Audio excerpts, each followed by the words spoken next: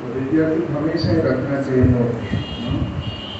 कलयुग में स्मृति शक्ति कम है। आज ये बात सुन रहे हैं, फिर मतलब बात भूल जाओ।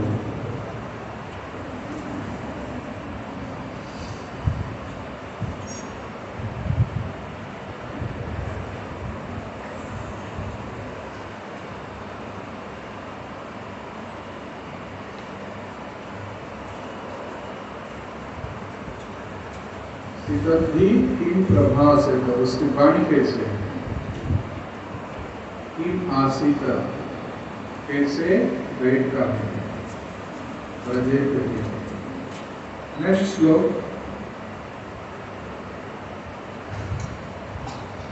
भगवान इसको उत्तर दे रहे हैं। कितने प्रश्न पूछा अर्जुन? कितने प्रश्न?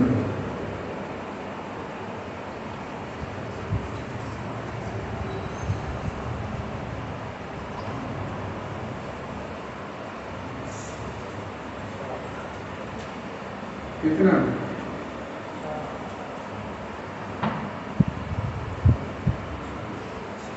तो अभी भगवान वो 4 प्रश्न की उत्तर में क्या दे रहे हैं?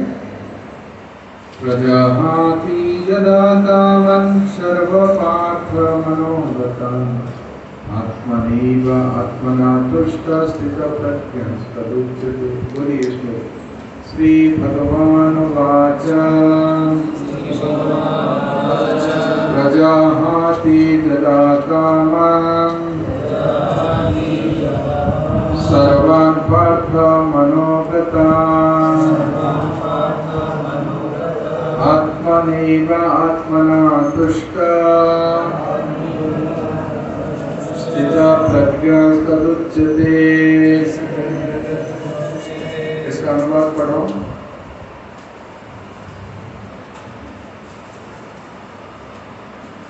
श्री भगवान ने कहा, हे पार्थ, जब मनुष्य धर्म से उत्पन्न होने वाली इंद्रिय वृत्ति की समस्त कामनाओं का परित्याग कर देता है और जब इस तरह से विसिद्ध हुआ उसका मन आत्मा में संतोष प्राप्त करता है, वह विशुद्ध दिव्य चेतना को प्राप्त कर जाता है। और एक बार पढ़ो।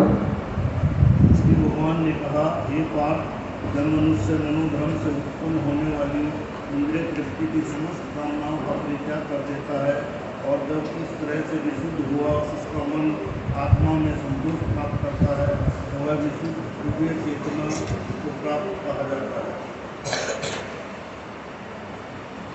ये किसकी उत्तर हो सकता है? 4 प्रश्न में से किसकी उत्तर में भगवान बता रहे हैं? किसकी उत्तर हो सकता है?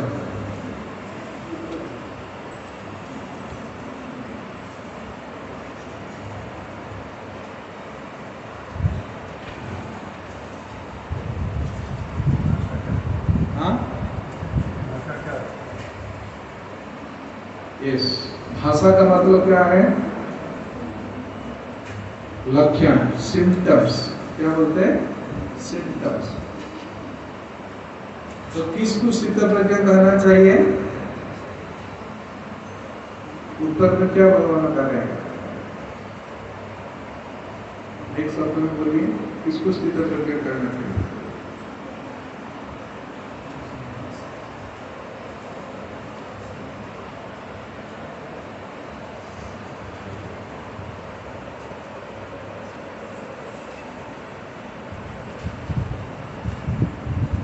है ना, बुक है ना, पढ़ो। किसको कहते स्थितप्रज्ञ? क्या समझ में आया? जिसने अपनी जो रियल चेतना है, कृष्णा कॉन्शियसनेस को कंसीव कर लिया है और वो इधर जो समझ नहीं रखता है, वो स्थितप्रज्ञ है।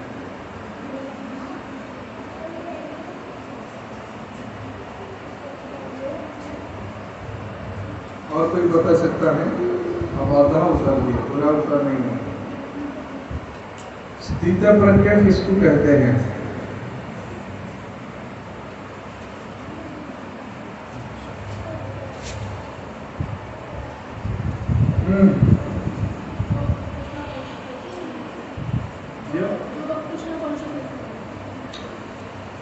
कृष्ण जैसा एक शब्द है, उसके लक्षण कुछ है ना?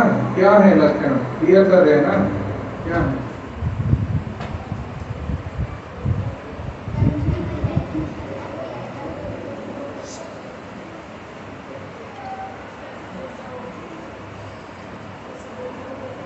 जो अपने आप को परमेश्वर का दास समझकर, हाँ? जो अपने आप को भगवान का दास समझकर अपने आप को समर्पित करता है। अनुवाद से क्या समझ में आया पहला?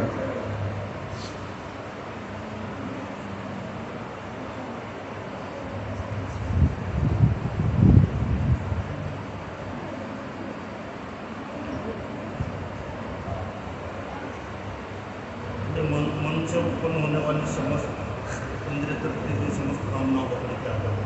बस पहला सेंटेंस समझो। पहला कहते कामना को परित्याग करना। सुनिए सुनिए सर, जो समझना चाहते तो ध्यान पूर्वक सुनिए। तो कहते हैं कामान, सर्वान कामान, समस्त कामना। कामना कहाँ कैसे उत्पन्न होता है? काम का डेफिनेशन क्या है? भगवान को भूलकर अपनी पुष्टि के लिए अपने इंद्रिय तृप्ति के लिए कार्य करना और विचार करना, इसको कहते हैं काम। ठीक है। और ये काम क्यों उत्पन्न होता है? इस प्रकार भावना क्यों उत्पन्न होती है?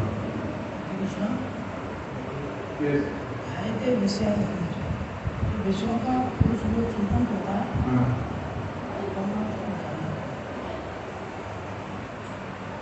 लेकिन इसमें कहते हैं ना संगम तेज उपजाए, तो संग करने से, किसकी संग करने से? संगम तेज उपजाए, खाली ध्यान करने से नहीं।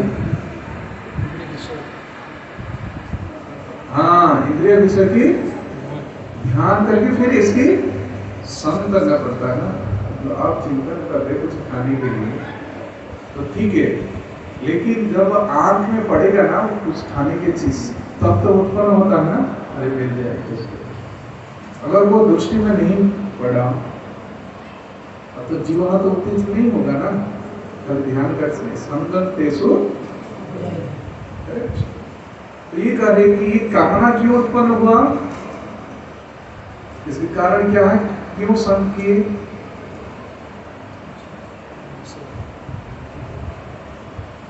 अगर दृष्टांत दे रहे, अगर आपका मन में कामना उत्पन्न हो गया, हाँ ये अच्छा आम है, लेकिन डॉक्टर मना किया है कि सुगर बढ़ेगा, इससे नुकसान पहुंचेगा, ठीक है नहीं? तो व्यक्ति सतर्क होता है, रेस्ट्रिक्टेड नहीं, इसको नहीं, ठीक है, अपने मन को बदल दिया कि नहीं। यहाँ करें कि कामना जो बड़वती होता है, इसमें कहते सर्वान कामन मनोगता, कहाँ से उत्पन्न होता है? मन। क्यों उत्पन्न होता है? मनोगता मतलब मन के पीछे चलने से, मनोधर्मी बनने से, अर्थात किसी की सलाह नहीं मानी। डॉक्टर कहा था, वहाँ हमारे हिंदी से इसे बोला था कि इसे पानी से आपको सुना। तो इसी प्रकार जब शास्त्र गुरु और साधु को नहीं सुनते हैं तो क्या चलेगा? अपना मन ही चलेगा। तो मन के हम गुलाम बन जाएंगे, इसको कहते हैं मनोगता।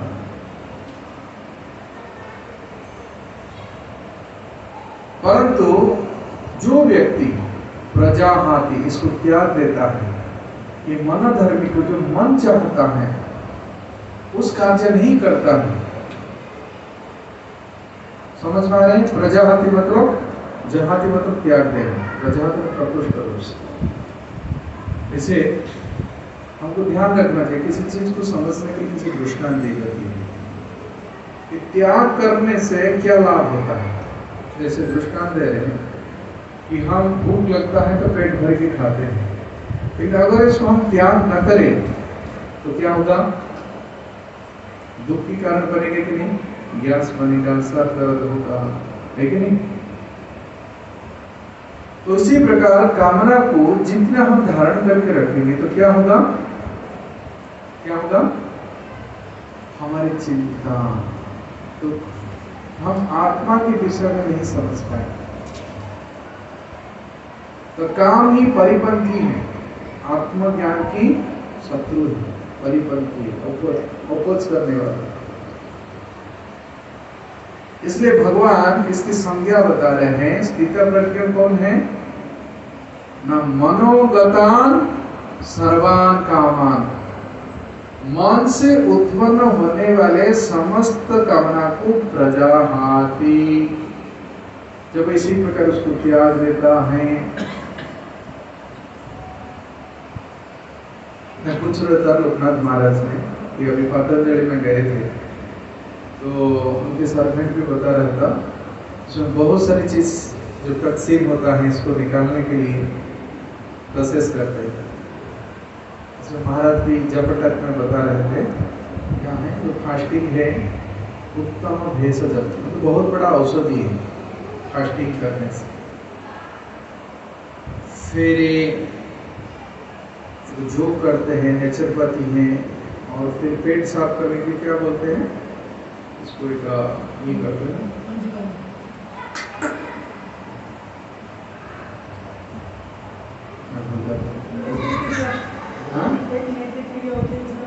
नहीं, पानी नहीं, पेट साफ करने के लिए, और एक ये करते हैं जो भी है, तो ये करना पड़ता है।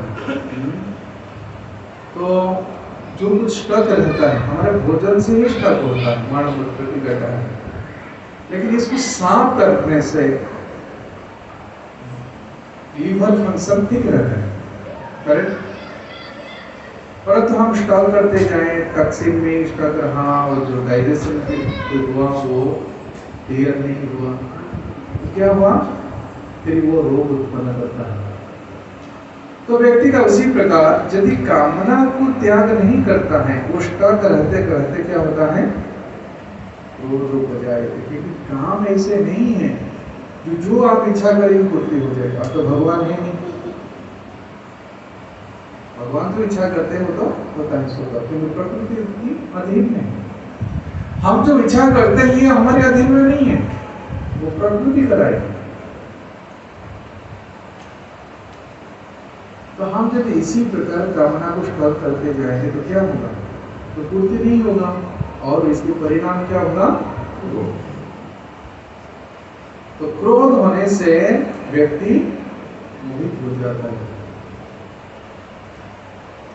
क्रोधात भवति सम्मोह, मोहग्रस्त हो गया, उसकी बुद्धि विवेक सब नष्ट हो गया, क्या करना चाहिए क्या नहीं करना चाहिए। सम्मोहात स्मृति विभ्रम, स्मृति भ्रंश बुद्धिनाश, बुद्धिनाश भ्रंश, उसकी विवेक। हमारा आत्मा की प्रयोजन क्या है, हमारा जीवन की प्रयोजन क्या है, ये संसार की दैत्यता से मुक्त होना है, ये सुख और दुख से मुक्त होना है। एक निर्द्वंद जगत है जहाँ पर ना सुख है ना दुख है, ना गर्मी है ना ठंडी है, यही आत्मा के लिए एक निजी वासस्थान है। लेकिन जहाँ अभी आत्मा निवास करता है इसमें द्वंद्व है, जन्म लेता है मरता है, सुख है दुख है, मान है अपमान है, गर्मी है ठंडी है, बताइए। तो आत्मा को यहाँ पर कंफर्टेबल स्पेस नहीं है। आज मान मिल गया, धन मिल गया तो सो जाते हैं, अपमान हो गया तो आत्मा की ये सही स्थिति नहीं है, अस्थिरता है। इसलिए कहते स्थित प्रज्ञस्य आत्मनैव आत्मना तुष्ट। आत्मा को तुष्टि कब होगा, कब, हाँ, आत्मा से संतुष्ट रहना। संतुष्ट कैसे होता है व्यक्ति, संतुष्ट किसको बोलते हैं,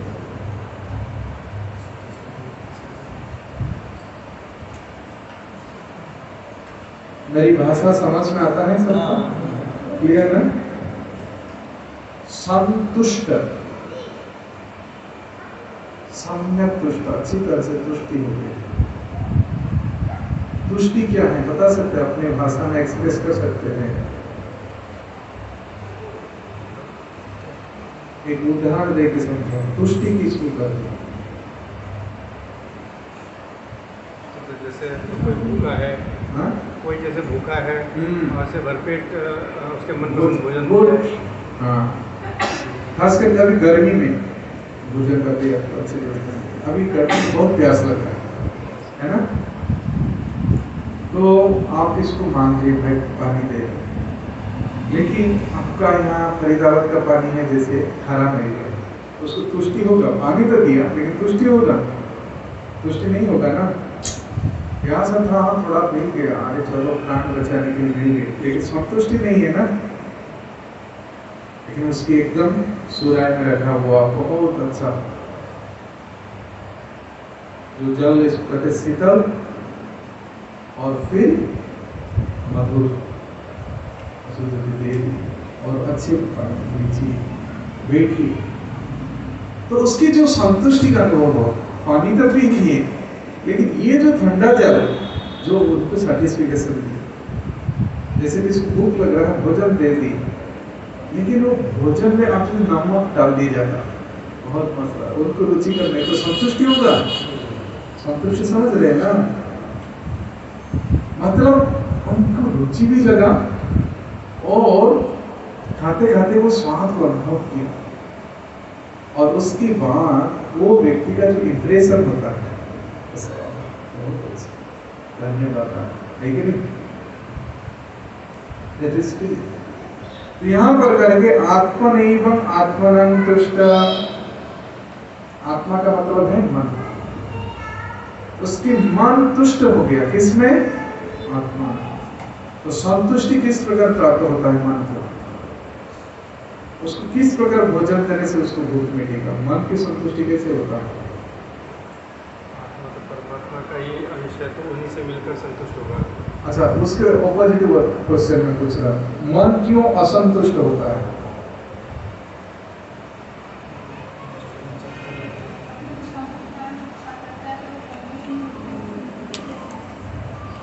चाहिए उतना मिले तो मन की इच्छा है कोई कुछ कार्य करने की या कुछ भी पाने की, वो नहीं मिले उसको।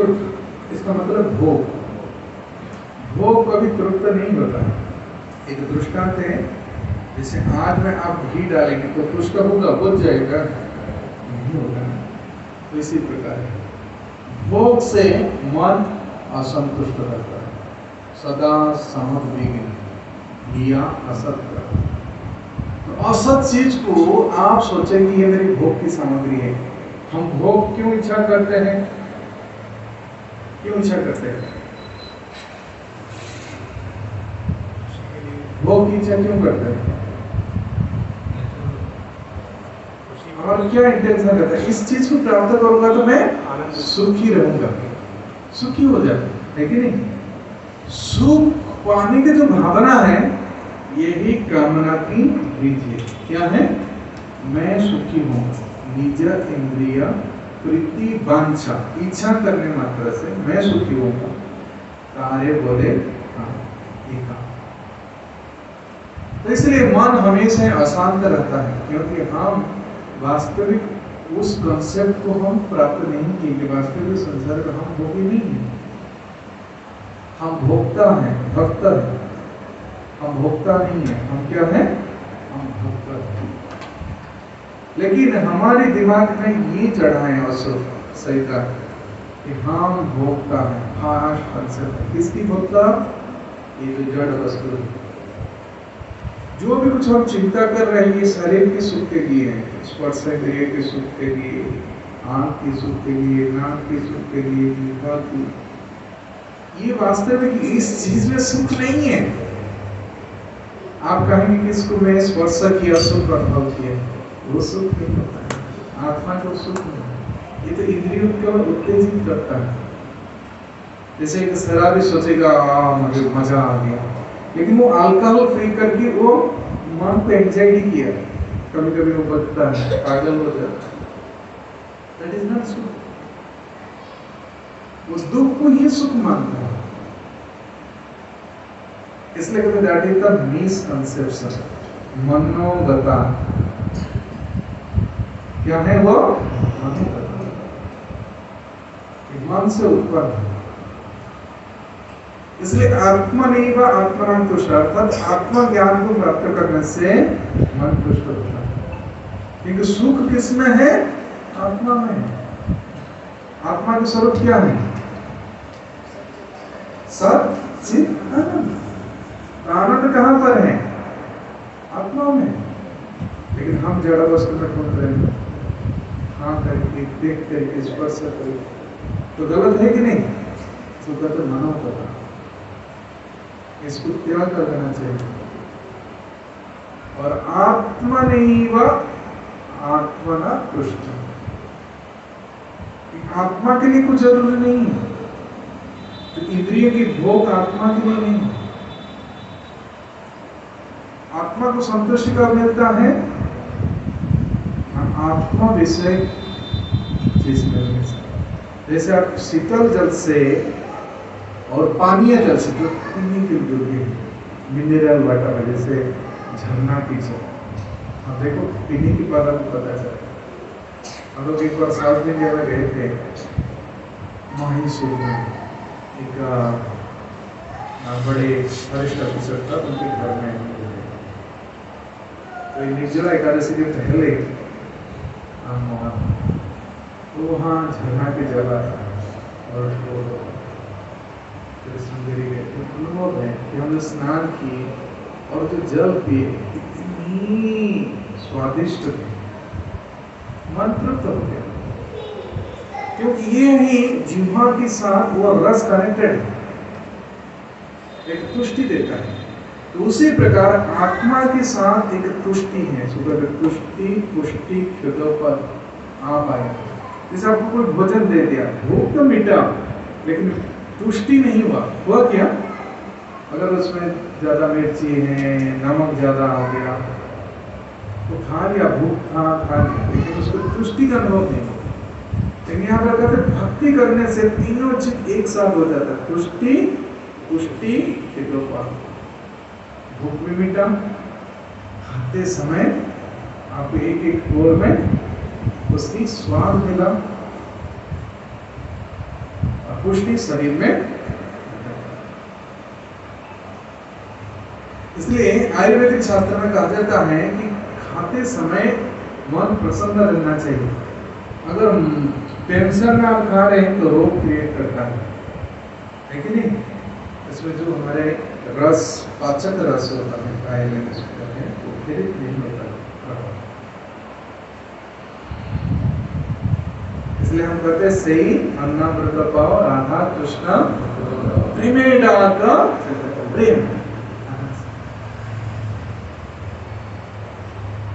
जगन्नाथपुरी में देखते हैं पंडित से बहुत मोटे मोटे, पहले वो खाते समय इतने आनंद में खाते हैं। आनंद बाजार, इसका नाम भी क्या है? जो प्रसाद पाते इसका नाम क्या है? हाँ, ये नहीं कहीं कि प्रसाद बाजार है, आनंद बाजार। आनंद के साथ प्रसाद पाते तो उसकी पुष्टि होती, तुष्टि होती। क्या काम है? तो आत्मनेव आत्मना तुष्ट, अर्थात मन कब तुष्टि होता है? इस प्रकार आत्मा की चेतना को प्राप्त करना। आत्मा क्या है? वो हमेशा ही भगवान की सेवक है। आत्मा क्या है? वो सेव्य नहीं है। हम अभी यहाँ सोचते हैं कि सब कोई मेरी सेवा करना चाहिए, मैं इसकी भोग करूं। ये दो कंसेप्ट गलत है, कंट्रोलर और एंजॉयर। मैं कंट्रोल करूं, नियंत्रण करूं, और मैं एंजॉय करूं। ये दो कंसेप्ट हमको ये संसार में कंडीशन बना दिया, बांध दिया, बद्धजीत हो गया। शुद्ध कैसे होना है? ये कंसेप्ट को चेंज कर देना। क्या चेंज करना? क्या चेंज करना? मैं भक्त हूं, अर्थात मैं भोग प्रदान करूं, और मैं भगवान के अधीन हूं, उनकी हाथ में हम काट दें। ये दो कंसेप्ट यदि मन में आ जाए तो हम संतुष्टि रहेंगे। इसलिए संतुष्टि की संज्ञा गीता में भगवान बताते हैं, परमात्मा में क्या है? संतुष्टम सततम योगी। संतुष्ट कौन है? योगी, भोगी नहीं है। संतुष्टम सततम। तो आत्मनैव आत्मनां तुष्ट स्थित प्रज्ञा तदुच्यते। अगर इस प्रकार आप भावना रखें तो आपका बुद्धि प्रज्ञा स्थित क्या है? प्रज्ञा समझ में आया? ये श्लोक किसको समझ में नहीं आया? कुछ प्रश्न पूछ सकते।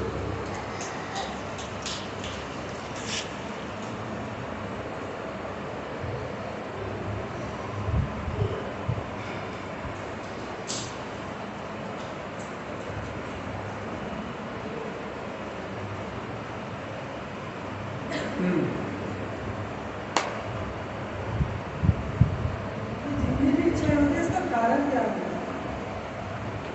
एसोसिएशन। जैसे किसी भी देखिए अच्छा घर बना है ना भाई, मेरे लिए इसका मैं कुछ कमाई करूं, मेरी घर बनाऊंगा, लोन लो, लेकिन ये केवल क्या करने से, उस विषय के साथ इंद्रिय के संजीवने से। जैसे कोई जंगल में रहता है, उसका इच्छा नहीं होता है भाई मैं अच्छा मकान बना। उस एसोसिएशन का रीजन क्या है? यही है, भोग कीजिए, भोग करने की इच्छा, अपना भोग। उस समय सोचे नहीं है जब अच्छा मकान बनाने के लिए बना नहीं है, लेकिन उसमें भगवान को भगवान इस घर के लिए ये बराबर रहने दिए। अथ चित्तं समाधातो न शक्नोषि मयि स्थिरम् अभ्यासयोगेन तत्तो मां छाप्तु धनञ्जय अभ्यासेऽपि असमर्थोऽसि मत्कर्म कर्मं भव मदर्थमपि कर्माणि कर्तुं सिद्ध्यति। ऐसे कर्म जो करते हैं कि मैं अच्छा मकान बनाऊंगा, किसको संतुष्ट होगा? मुझे, मेरे परिवार वालों में जिससे आनंद ले रहा है उसको भी सुख में रहते हैं। इस संसार में कोई किसी को प्रेम नहीं करता है। तुलसीदास कहते हैं निज प्रीति लागी, निज सुख लागी कराई प्रेरती। अपना सुख के लिए कर दिखाता है, देखो मैं बहुत प्रेम करता हूँ, अपना सुख है सब। इसलिए प्रीति तो नहीं है, प्रीति केवल भगवान। इसलिए जो कुछ कार्य करते हैं उसमें निश्चित रूप से एंडियोवर रखिए कि कृष्ण इज एंजॉय, मैं तो उनकी निमित्त करता हूँ, मन निमित्तम मत कर्म मत कर्म। तो ये जो कॉन्सेप्ट को ही चेंज करना के कहते हैं प्रज्ञा का मतलब बुद्धि, फिर उसकी बुद्धि। आज हम बुद्धि लगाए, भाई ये बिजनेस शुरू किए थे, इसमें बुद्धि लगाए, फिर उसके सक्सेस नहीं हुआ, फिर हम चेंज करते हैं कि नहीं कि ये करें, उसकी बुद्धि बदलता है। लेकिन आत्मज्ञान में जिसकी बुद्धि स्थिर हो गया, इसको कहते हैं स्थिता, स्थिता मतलब स्थिर, उसकी प्रज्ञा स्थिर। समझ में आया? किसी को नहीं है बताओ कि मैं कुछ भी नहीं समझता।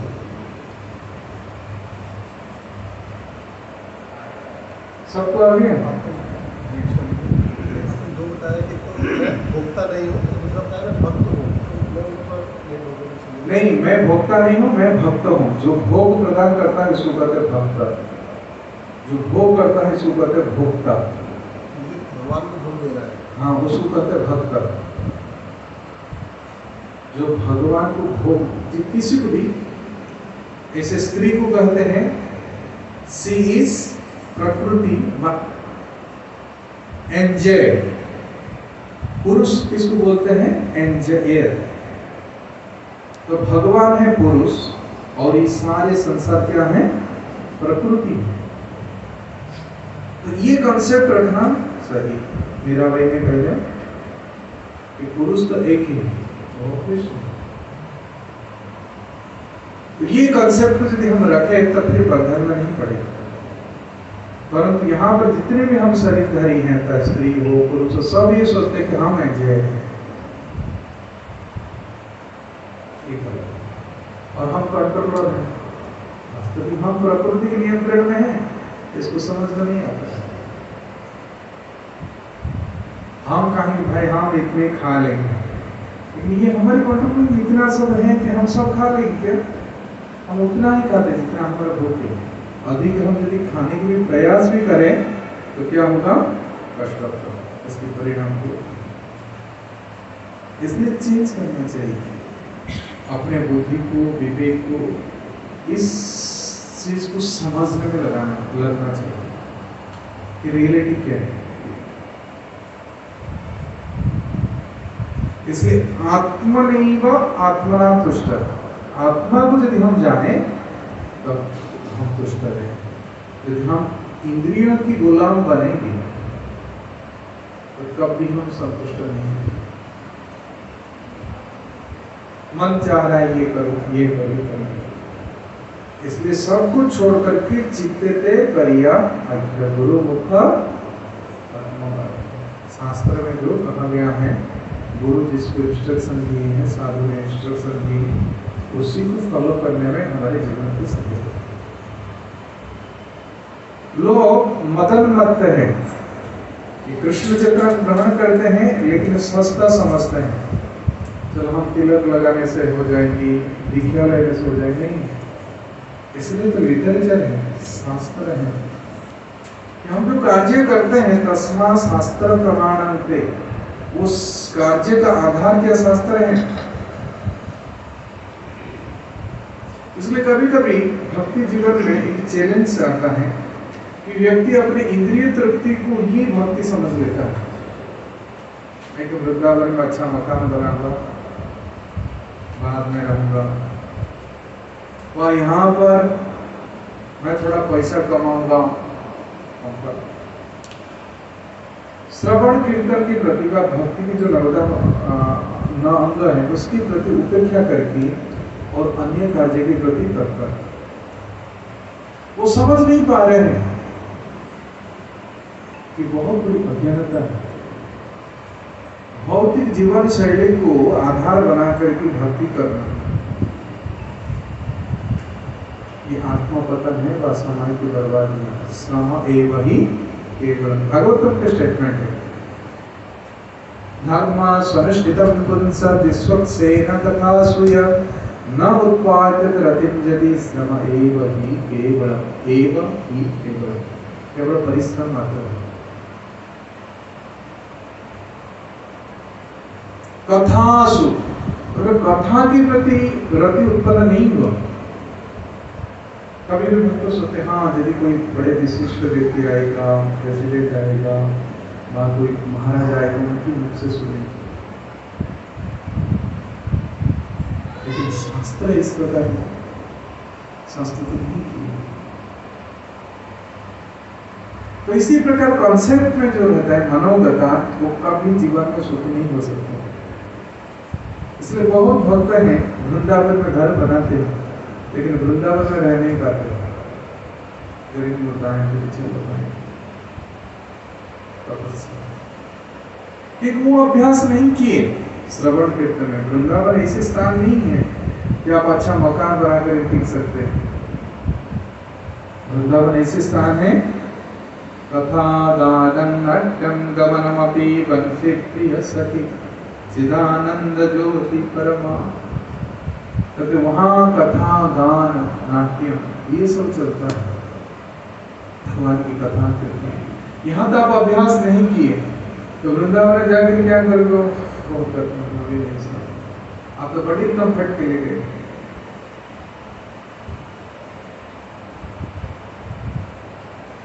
तो वास्तविक ऐसे व्यक्ति को कभी पुष्टि नहीं मिलती, क्योंकि उनकी हर कार्य इंद्रिय तृप्ति पर आधारित है। हालांकि वो छिपा रहा है, वो पुण्य कर्म हो जाएगा लेकिन संतुष्टि नहीं मिलेगी। पुण्य कर्म से संतुष्टि नहीं होती है, इसलिए कहते हैं जोगी। तस्मात् जोगी भवार्जुन, जोगी को संतुष्टि मिलती है। और किस प्रकार जोगी होना चाहिए? भगवान ये करे तपस्यभ्योऽधिको योगी कर्मेभ्यो, तपस्यभ्योऽधिको योगी ज्ञानीभ्योऽपि मतोऽधिक कर्मेभ्यश्चाधिको योगी तस्मात् योगी भवार्जुन।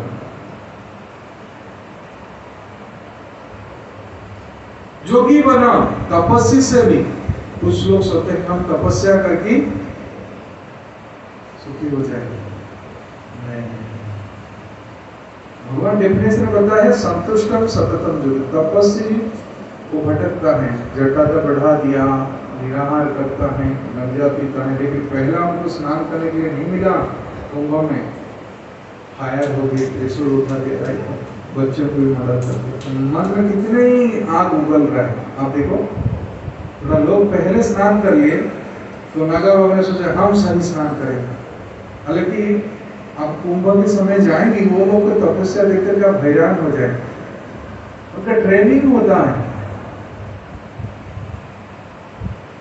हम कुंभ मेला में गए थे 2000 में बस लेकर की,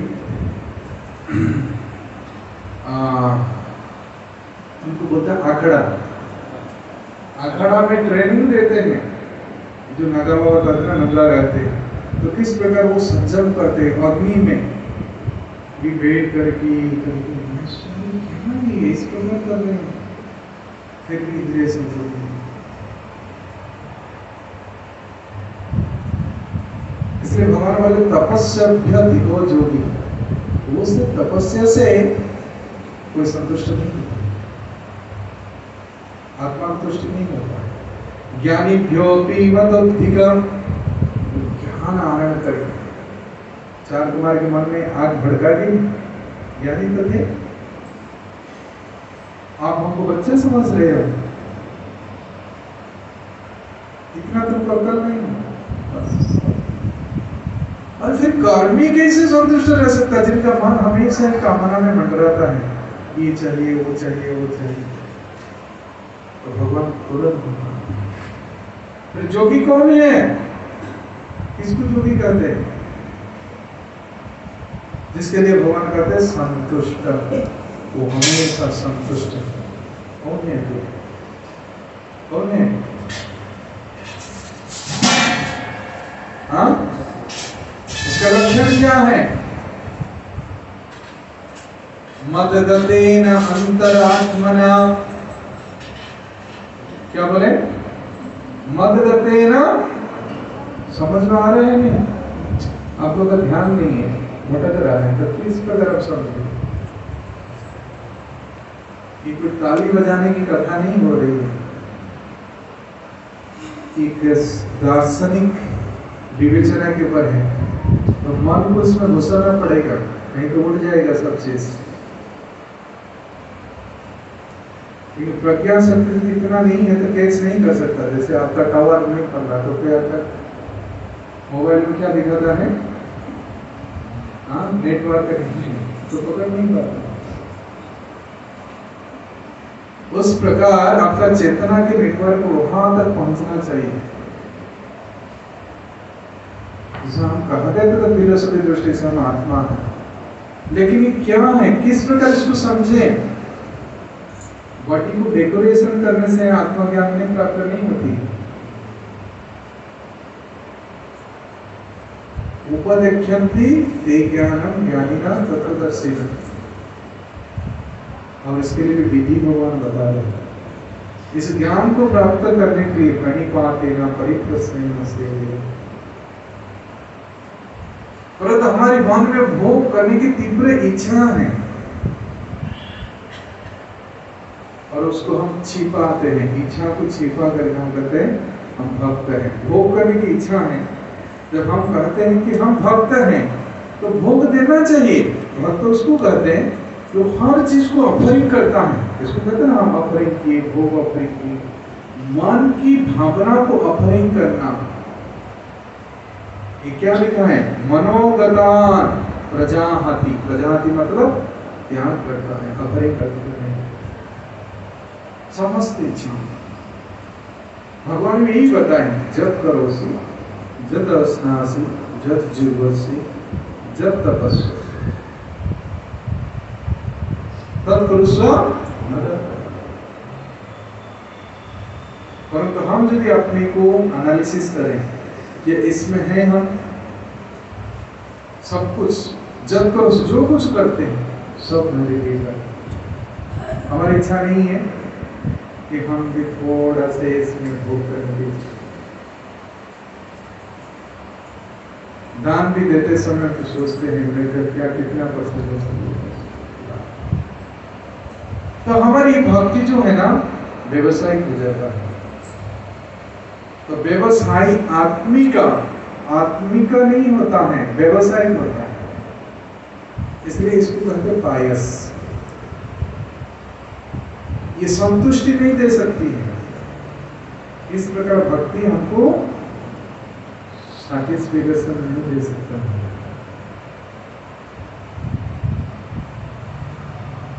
जो आप कह रहे हैं कि ऑफरिंग कर दो भगवान को, मान लीजिए किसी भक्त के पास घर है और वो अभी कैसे वो ऑफरिंग करे, एक तो घर दे दिया मान लीजिए, तो अभी उसकी चेतना तो बदली नहीं है, अभी घर दे दिया तो सुख तो ऐसा नहीं होगा कि अभी सुख मिल गया तत्क्षण उसको सुख मिल गया और उसको आत्मानुभूति हो गई कि मैं भोगता नहीं हूँ, भगवान भोगता है और मैं भक्त हूँ, मुझे भोग देना चाहिए भगवान को। नहीं, जो खर्चे करते हैं अंडरस्टैंडिंग के साथ करना चाहिए। बिना अंडरस्टैंडिंग जो करते हैं इसको कहते हैं sentiment. Religion without philosophy is, और philosophy without religion is mental. तो रिलीजन और फिलोसफी को मिलाकर के डिवोशन होता है, सेंटिमेंट नहीं। इसलिए दर्शन को समझना चाहिए, फिर दृष्टि को बदलना चाहिए। Fast is philosophy. इसलिए भजन हम तब तक नहीं कर सकते जब तक हमारा विजन बदला नहीं होगा। विजन एंड भजन।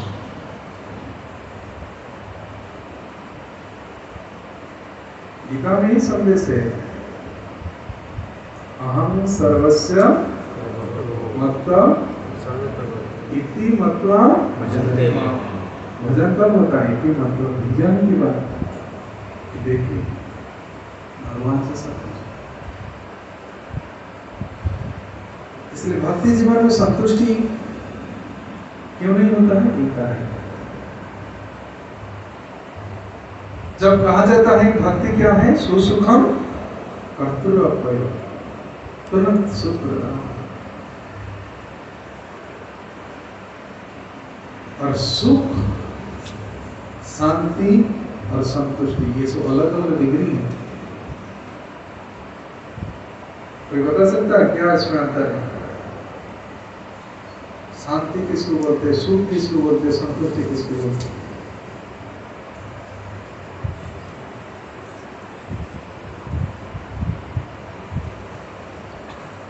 मन संतुष्ट होगा तो सुखी होगा, सुखी होगा तो शांति आएगी। बिल्कुल ऑपोजिट है। Yes?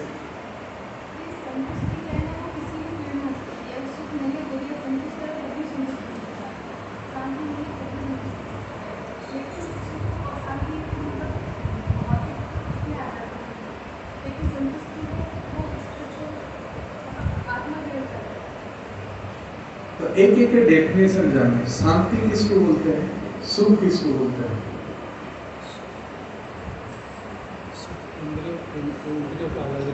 इंद्रियों की तुष्टि होगी तो सुख प्राप्त होगा। पहले क्या प्राप्त होता है? शांति। यस, शांति कब मिलता है?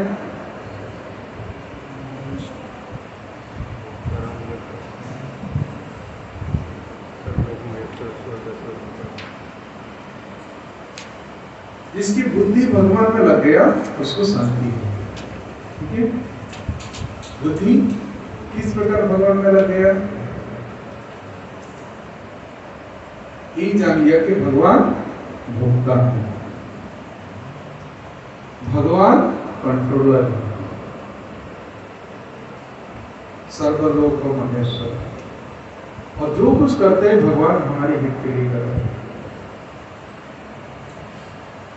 इस प्रकार बुद्धि जब लगता है, नास्ते बुद्धि अयुक्तस्य नाच युक्तस्य भावना न च अभावयत शांति। तो बुद्धि जस्य, जिसकी बुद्धि इस प्रकार लगा हुआ है कि भगवान भोक्ता है, तो उसको शांति मिला। कि हम क्यों अशांत होते, अरे मुझे नहीं मिला, नहीं मिला, लेकिन भगवान सब कुछ हम हमको जो उनकी कृपा से मिलेंगे वही हमको तो संतुष्ट होगा कि नहीं। प्रैक्टिकल चीजें विचार करिए। तो पहला एक मन शांत होता है, मन शांत होता है। अब देखते हैं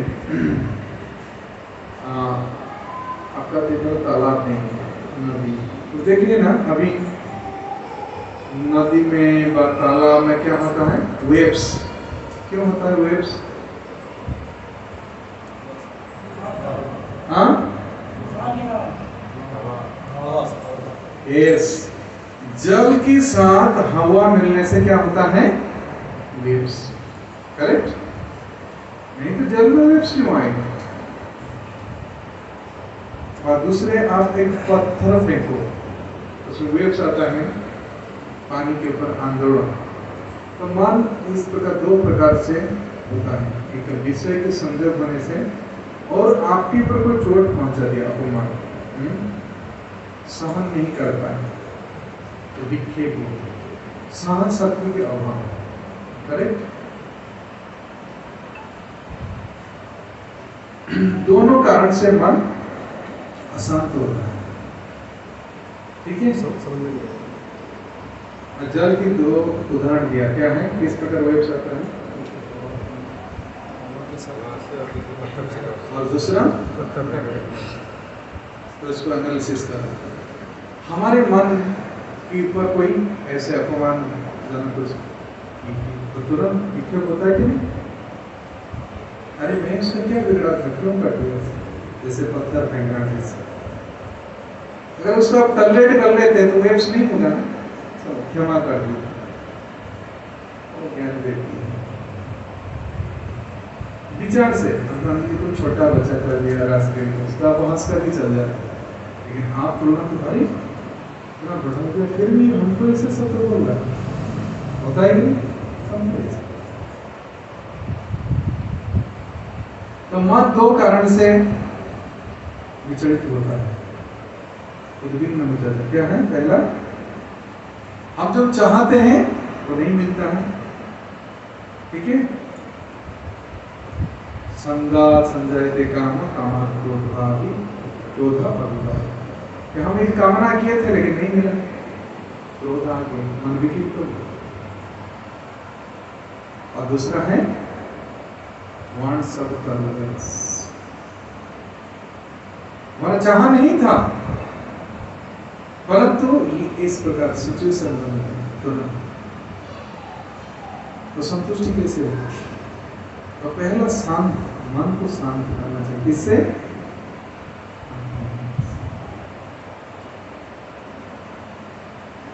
आत्मज्ञान प्राप्त होने से व्यक्ति सहिष्णु, जैसे अवंती ब्राह्मण, उसको कितनी अपमान, उसकी खाने की पत्तल के ऊपर कोई पेशाब कर देता था, पट्टी करता था, कोई उसके मुंह में थूक फेंकता था, कोई उसको पत्थर फेंकता था, कोई इसको पकड़ करके बांध करके रस्सी में फेंकता था। लेकिन उन्होंने एक व्रत लिया। क्या व्रत? मुंह नहीं खोलना, प्रतिभा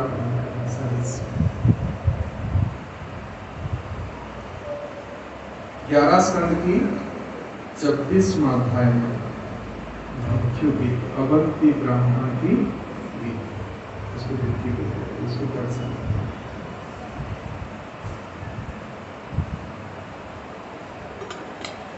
बाद में सब कुछ जीती, क्योंकि जितात्मनः प्रशान्तस्य परमात्मा समाहितः शीतोष्ण सुख दुखेषु तथा मान अपमान। जितात्मनः, बोलिए श्लोक। जितात्मनः प्रशान्तस्य परमात्मा समाहितः शीतोष्ण सुख दुखेषु तथा मान अपमान। छठा अध्याय में, फिर उसके बाद ज्ञान विज्ञान प्रकाश नदरस के अंदर 6-9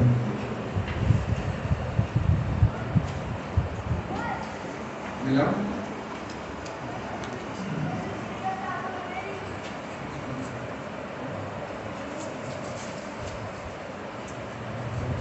जितात्मना प्रशांतस्य परमात्मा समाहितः।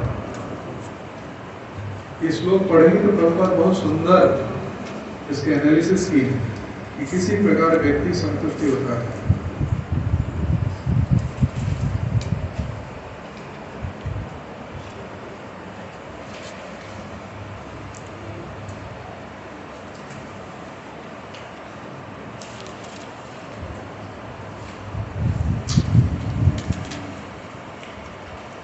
मिला नहीं 6, 7 पढ़ा इसका अनुवाद।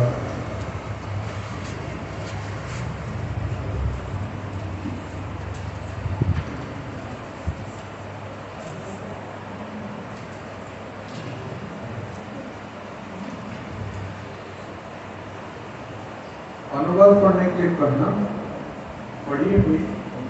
जिसने मन को जीत लिया है उसने पहले ही परमात्मा को प्राप्त कर लिया है। हाँ उसने शांति प्राप्त कर ली है। हाँ ऐसे पुरुष के लिए सब कुछ शक्ति करने एवं मान अपमान एक से है। किसको शांति प्राप्त हुआ? मन को जीतने के क्या उपाय हैं? परमात्मा को प्राप्त करना, हाँ? परमात्मा को परमात्मा को जानना। ये 5वां अध्याय में देखिए, बाह्य स्पर्शेषु असक्तात्मा विन्दित आत्मनि जत् सुखम स ब्रह्म योगयुक्तात्मा सुखाख्ये अस्नुते। 21 नंबर को 5:21।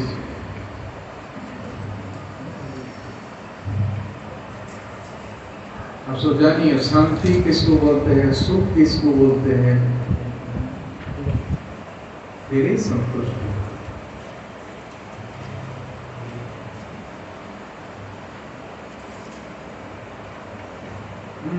पढ़िए।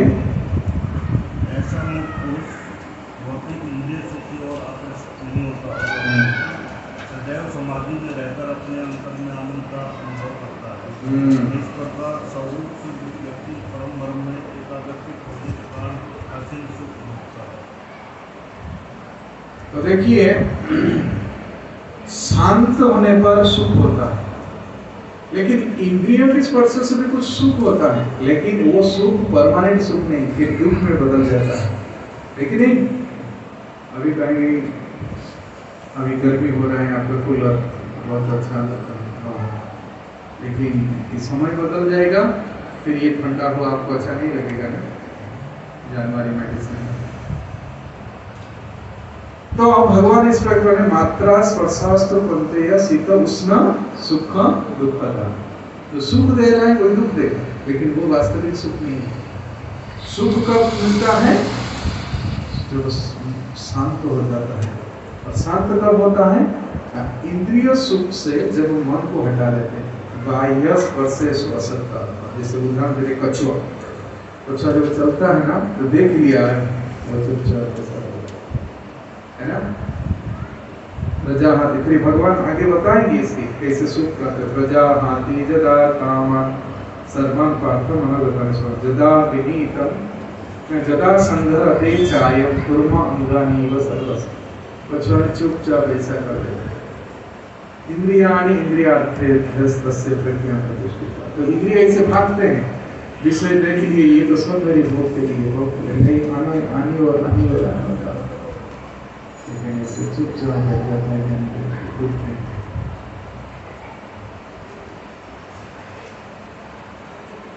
इसलिए जब इस चीज से मनोगता कि मन की वाण सो जाता है, कि ये सोचता है कि यही सुख दे रहा है, ये मिसकंसेप्शन गलत कर रहा है, इससे उसको रोक देता है। बाह्य स्पर्शेषु असक्त आत्मा ने बेटा बिंदित आत्मनि जत सुखम। सुख कुछ दूसरे हैं ना, ये से नहीं, ऐसे नहीं, ये नहीं, नेति ब्रह्म दर्शन ब्रह्म ही सुख। तो उससे ही जो ये बताया इसको कहते हैं सुख। फिर उसके बाद क्या होता है? संतुष्टि। आत्मनीव आत्मनाम तुष्ट स्थित प्रज्ञा, उसकी बुद्धि ठीक है, बहुत सारी व्याख्याओं भी हैं, लेकिन जितना आप समझ पाएंगे, डाइजेस्ट कर पाएंगे, इतना नहीं कर पाएंगे। और जिसको डाइजेस्ट नहीं हुआ, अभी बात समझ नहीं पाए, तो कुछ उससे समझ आए कि नहीं सबको?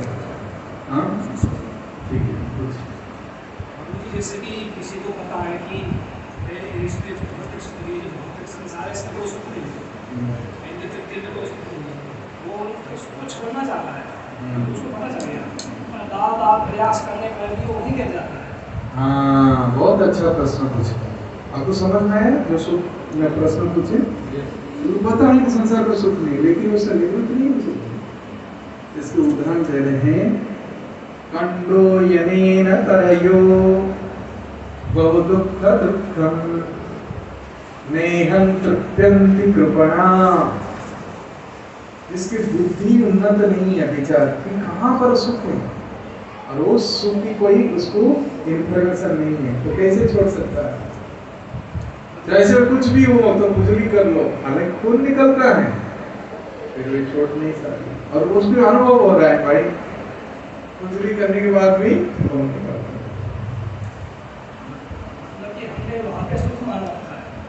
हाँ, लेकिन आपको पता नहीं है सुख कहाँ है।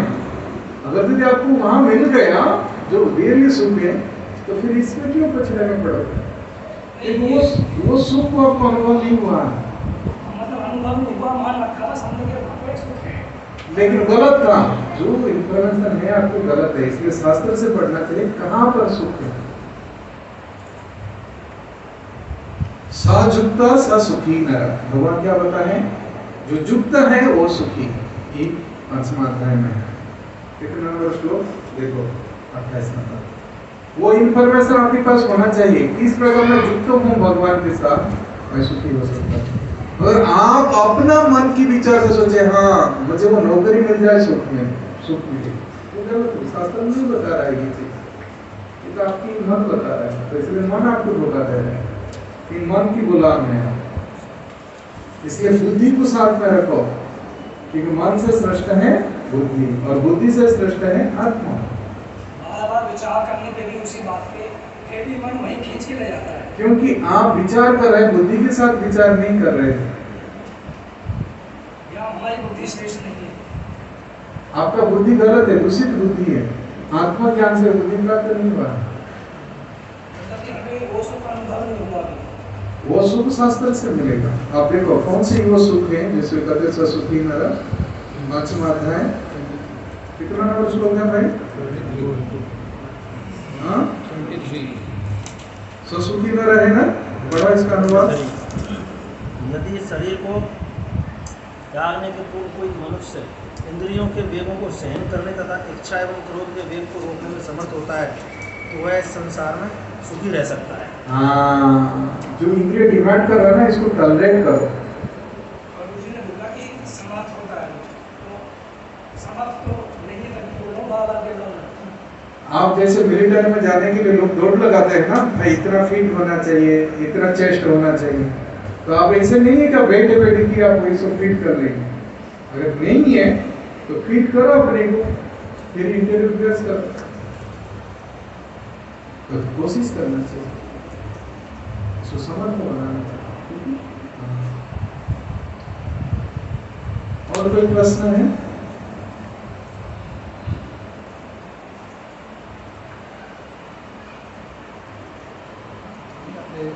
इसमें बताया कि शांति के बारे में बताया कि शांति मिल जाएगी, और जब भगवान के साथ कोई युक्त हो जाएगा, तो फिर ये शांति का सुख के लिए अलग से इंद्रियों का संयम करना पड़ रहा है। थोड़ा सा शांति का सुख में और शांति में क्या फर्क है? यही है कि शांति, जब मन शांत हो गया तो व्यक्ति निरंतर उस सुख की प्रभाव, जैसे आपका नदी में कोई पत्थर था, वो पानी को रोक रहा था, तो जब मन शांत हो जाता है तो सुख रूपी जल वो निरंतर प्रभावित होता है।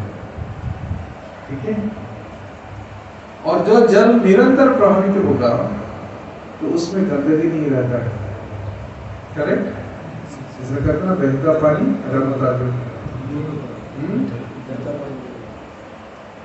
जो जड़ प्रभावित होता है रहता नहीं है, तो जिसमें सुख निरंतर प्रभावित होता है उसका सुर सुखम। गोपियों के मन में ही है कृष्ण आ जाए, वो दुखी नहीं थे, बहुत सुखी थे। उन्नत जड़ कृष्ण आएंगे वो प्रतीक्षा नहीं, इसलिए खाना पीना भी नहीं था तो उसमें संतुष्ट कि मन में और कोई विचार नहीं। मन शांत हो गया, फिर कभी कभी विषय की और संजोग से हो सकता है, लेकिन सुख की अवस्था में फिर कामना प्रवेश नहीं करता, एक कामना रहता है, वो स्वरूप कामना है। क्या है? कृष्ण की सेवा, वो सेवा सुख की आस्वादन करता है। हनुमान जी सेवक के रूप में सुख की आस्वादन, वही अर्जुन प्रभुपद करते वो द्वंद्व में था, युवा जी वजन, लेकिन वही अर्जुन जब वही कार्य किया उसको सुख मिल रहा। करी से वचन प्रभु कृष्ण की इच्छा है।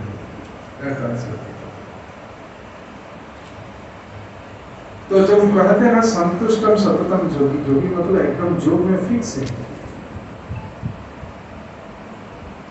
जोग निर्विण्ण चेतसा, और चित्त को सब चीज से हटा दिया है। नहीं इनको भी मैं करके फिर भगवान की सुन नहीं, ये नहीं सर, एक ही एक पूर्णानंद, तो वन फिक्स्ड हो गए मैं ये करूंगा, पूर्वाज फिक्स हो गए नहीं, मुझे प्रभुपाद की सेवा करनी है।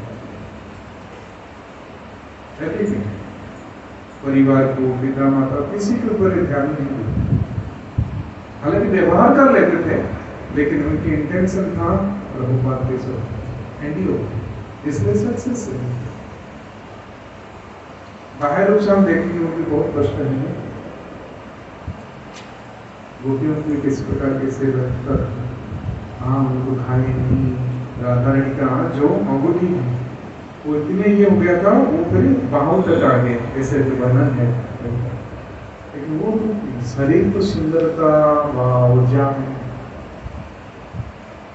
आत्मनिव आत्मना कष्ट, जैसे ये हमें ही निश्चय करना होगा, हमारे मन को ही निश्चय करना होगा कि मुझे प्रभुपाद की सेवा करना, गुरु की सेवा करनी है, या कोई अलग से इसके लिए मर्जी और आएगी? नहीं, फिक्स करने के साथ साथ प्रयास है, संकल्प के साथ प्रयास है, तत्पर कर्मा प्रवर्तना। केवल फिक्स करने से नहीं होता है, फिक्स का पहला ही है। जैसे एक फिक्स हो गया विवाह शादी, इसको क्या कहते हैं सगाई, इससे काम नहीं चलेगा भाई मैं फिक्स कर लिया। अरे शादी की बात, शादी भी होना चाहिए, शादी की बात फिर वो लड़की जो बहू बन गया उसकी कर्तव्य संपन्न करना चाहिए, पति की सेवा, सास ससुर की सेवा, तब फिर उसको कहे कि भाई वो जो फिक्स किया था, हाँ उसको सगाई हुआ था, वो फिर विवाह हुआ, इसके परिणाम पता चले। अगर थर्ड फिक्स कर ली और ससुराल आकर के अपने कार्य संपन्न नहीं किए तो संतुष्ट रह सकता है? यानी कि फिक्स मेरे मन को करना है, उसके बाद उसके लिए प्रयास करना है, क्रिया में बदलना चाहिए, जो फिक्स किए उसको क्रिया में